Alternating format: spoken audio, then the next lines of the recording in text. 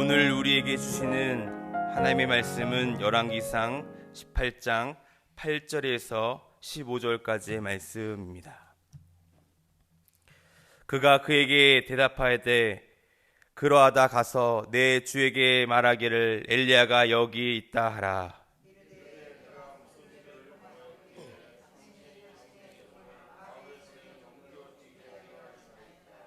당신의 하나님 여호와께서 살아계심을 두고 맹세하노니 내 주께서 사람을 보내어 당신을 찾지 아니한 족속이나 나라가 없었는데 그들이 말하기를 엘리야가 없다 하면 그 나라와 그 족속으로 당신을 보지 못하였다 맹세를 하게 하였거늘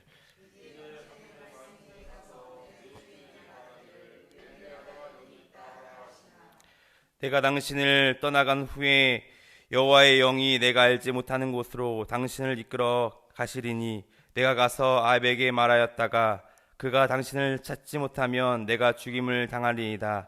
당신의 종은 어려서부터 여호와를 경외하는 자라.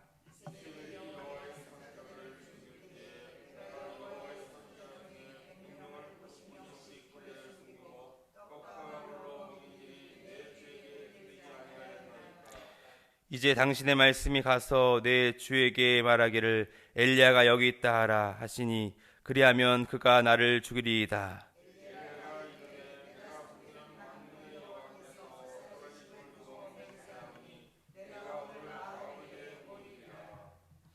아멘. 오늘로 주께서 허락하신 말씀의 은혜가 우리의 삶 가운데 임해지길 소원합니다. 그 노벨 문학상 수상자였던 장폴 사르트르는 그의 저서에서 이러한 말을 했습니다. 많이 들어보셨을 것입니다. 인생이란 B와 D와 그 사이에 있는 C이다라는 말을 남겼습니다. 무슨 말인가 하니 인생이란 이 birth, 이 탄생과 D의 death, 이 죽음 사이에 C, 이 choice, 선택이라는 것입니다. 한마디로 우리의 인생은 매 순간마다 선택의 연속이다라는 말입니다. 우리의 인생에서 이러한 선택들이 차곡차곡 쌓여가면서 때로는 후회하는 결정을 내리기도 하고요. 때로는 잘된 선택을 내리기도 합니다. 그래서 우리의 선택이 이 불러오는 영향력이 때로는 한 사람의 인생을 또 여러 사람의 인생을 좌지우지하기 때문에 더욱더 신중해야 하고 선택이 있어서 확고한 믿음이 있어야 한다는 것입니다. 그런데 오늘 본문에서는 이 어려운 선택을 담대하게 결정하는 두 사람의 이야기가 나오고 있습니다. 확신을 가지고 살았던 이들의 삶을 살펴보면서 이 시간 말씀의 교훈을 얻고자 합니다. 오늘 본문이 주는 첫 번째 교훈은 성도는 확신이 있어야 합니다라는 것입니다. 지난주에 살펴본 것처럼 17장 1절 말씀에서 선지자 엘리야가 갑작스럽게 등장하고 있습니다. 그리고 아합에게 찾아가 수년 동안 비와 이슬도 내리지 아니할 것을 선포하고 있습니다. 그런데 정말 엘리야의 말처럼 그 땅 가운데 비가 내리지 않게 됩니다.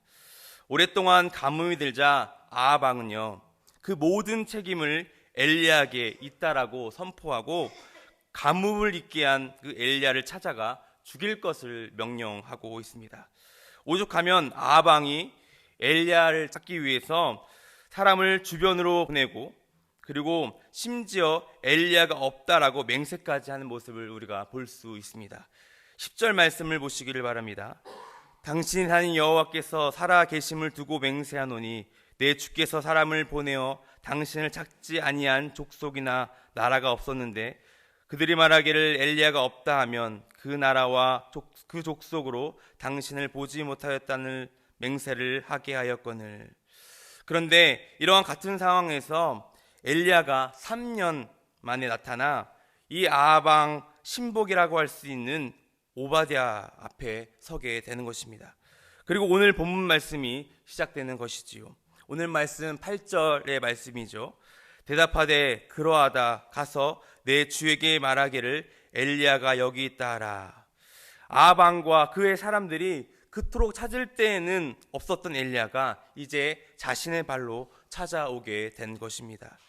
엘리야는 어떻게 이렇게 담대하게 아방 앞에 설 수 있었을까요? 자신을 죽이려 하는 이런 아방 앞에서 어떻게 이렇게 담대하게 나아갈 수 있었을까요?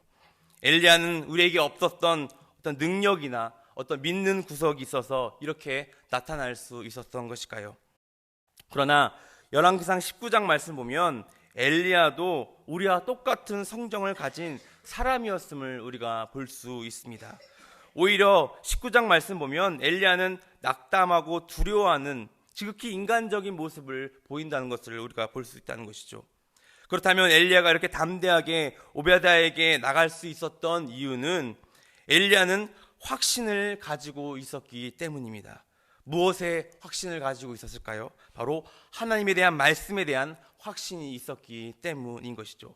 18장 1절 말씀을 보시면 많은 날이 지나가고 제3년에 여호와의 말씀이 엘리야에게 임하여 이르시되 너는 가서 아합에게 보이리라 내가 비를 지면에 내리라 라고 말씀하고 있습니다. 하나님의 말씀이 엘리야에게 임했고 엘리야는 그것이 하나님의 말씀이라고 확신하였기에 엘리야는 죽을 수 있는 상황 가운데서도 아합 왕에게 나갈 수 있었던 것이었습니다. 그러나 엘리야만 그런 것이 아닙니다. 아합 왕의 신복이었던 오바댜 또한 하나님에 대한 이러한 확신의 마음을 가졌던 사람이었습니다. 오바댜는 어떠한 사람입니까? 어제 본문 말씀인 3절에서 성경은 오바댜를 왕궁 맡은 자로 소개하면서 또한 물을 찾기 위해 아합 왕과 함께 다녔던 신복으로 묘사하고 있습니다. 그런데 여기서 반전이 있습니다. 13절 말씀에 오바댜는 아합 왕의 신복이었음에도 불구하고 왕비인 이세벨이 그 여호와의 선지자를 죽일 때에 그들을 숨겨주었고 극한 가뭄에서도 그들에게 떡과 물을 먹여 주었던 그러한 모습을 보게 된 것이죠. 오바댜는 왕의 신복으로서 어떻게 그렇게 할 수 있었을까요? 바로 오바댜는요 여호와를 경외하는 사람이었기 때문입니다. 12절 후반절 말씀 보면 당신의 종은 어려서부터 여호와를 경외하는 자라라고 말씀하고 있습니다. 오베다는 여호와를 경외하였기에 그 하나님의 사람을 숨겨주었고 보호해 줄 수 있었습니다. 그들에게 먹을 것을 또 마실 것을 먹여주었던 것이죠. 오베다는 이렇게 자신의 이러한 일들을 하나님께서 알고 계신다는 이러한 확신이 있었기 때문에 자신의 목숨과 생명이 위협했음에도 불구하고 이렇게 담대하게 이 일을 추진할 수 있었던 것이었습니다. 사랑하는 여러분, 우리 그리스도인들은 우리에게 필요한 것이 바로 이것이라고 생각되어집니다. 확신, 무엇에 대한 확신이었을까요? 바로 하나님 말씀에 대한 확고한 믿음이 있어야 됨을 여러분 믿으시길 바랍니다. 엘리야에게 임했던 그 하나님의 말씀이 매 순간 우리의 삶 가운데 임하고 그 하나님의 말씀이 우리의 삶을 이끌어가게 됨을 여러분 믿으시길 바랍니다. 우리에게 필요한 것은 어떠한 미래를 예측하거나 우리가 어떻게 나아갈 것인지 이러한 것을 알아보는 것이 중요한 것이 아니라 하나님께서 우리에게 어떤 말씀을 전해주시는가, 우리가 그 말씀대로 어떻게 순종할 것인가 라는 것을 우리가 살펴보는 이러한 믿음의 확신이 있어야 됨을 여러분 믿으시길 바랍니다. 우리에게 필요한 것은 이러한 확실한 믿음이 있어야 한다는 것이지요. 말씀의 확신을 가지고 살아갈 수 있는 저와 여러분들의 삶이 되시길 간절히 바랍니다. 두 번째, 오늘 말씀을 통해 우리가 교훈할 수 있는 것은 이 땅에 하나님의 나라를 세워나가기 위해 몸부림치고 있는 교회 공동체를 위해서 기도해야 된다는 것입니다. 엘리야는 하나님이 숨겨놓은 하나님의 사람을 만났습니다. 그것이 누구십니까? 바로 오바댜였습니다. 뒷장에 나오는 그 위대한 갈멜산 영적 전투보다 더 놀라운 기적은 이러한 오바댜가 왕궁을 맡았던 자로 살았다는 것을 우리가 기억하는 것입니다. 또한 오바댜는 혼자만 믿는 것으로 그치는 것이 아니라 왕비 몰래 하나님의 선지자들을 숨겨주었고 그를 피고 먹였다라는 것입니다. 이토록 하나님을 믿는 이들을 위해서 기도의 손길을 뻗쳤다라는 것이지요. 성경에서는요, 오바댜와 같이 하나님의 사람을 위해서 잔실 헌신을 다하여서 또 생명을 아끼지 아니하고 기도했던 많은 사람들이 등장하고 있습니다. 다니엘은요, 바벨론과 바사 왕궁에서 그 어떠한 타협하지 아니하고 여호와를 경외했던 사람이었습니다. 믿는 사람을 위해서 기도했던 그런 사람이죠. 또한 신약 시대의 사도 바울 역시 빌립보에 보내는 편지에서 끝으로 이러한 말씀을 전했습니다. 모든 성도들이 너에게 문안하되 특히 가이사의 집 사람 중에 몇이니라 라고 빌립보서에 이런 말씀이 나와 있습니다. 가이사, 즉 로마 황제 궁 안에 있는 그런 사람들, 그런 숨어있는 사람들을 위해서, 그 믿는 사람들을 위해서 바로 중보했던 사람이 바로 사도 바울이었던 것이죠. 여러분, 오늘도 마찬가지입니다. 물론 우리는 우리 공동체를 위해서, 우리가 섬기는 공동체를 위해서 기도하는 것도 마땅하지만 지금도 열방 가운데 복음을 위해서 핍박을 당하고 또한 아직 숨어서 예배하고 있는 우리의 이러한 세계의 공동체를 위해서 기도하는 성숙한 신앙이 되어야 됨을 여러분 믿으시길 바랍니다. 아직도요, 북한에는, 아직도 중국의 지하 교회에는, 또한 무슬림 지역에는 이러한 핍박을 가지고 박해를 피하면서 주의 공동체를 위해서 기도하며 예배하는 공동체가 존재한다는 것입니다. 우리는 이들을 위해서, 이 하나님 나라를 위해서 중보로 기도할 수 있는 성숙한 그리스도인 되어야 됨을 여러분 믿으시길 바랍니다. 사랑하는 성도님 여러분, 오베다의 기도가 이 도움을 손길을 통하여서 숨은 하나님의 귀한 공동체가 이어나갈 수 있었고 또한 하나님의 역사하심을 볼 수 있었습니다. 그들의 기도가 모아져서 그 땅 가운데 바로 이러한 하나님의 나라가 이어질 수 있었던 것처럼 우리들의 그런 기도들이 모아져서 아직도 복음을 위해서 박해당하는 또한 이러한 숨겨진 교회들이 또한 일어나고 또 하나님의 신실하심과 역사하심이 일어난다는 것을 여러분 기억하시길 바랍니다. 이제 말씀을 냈습니다.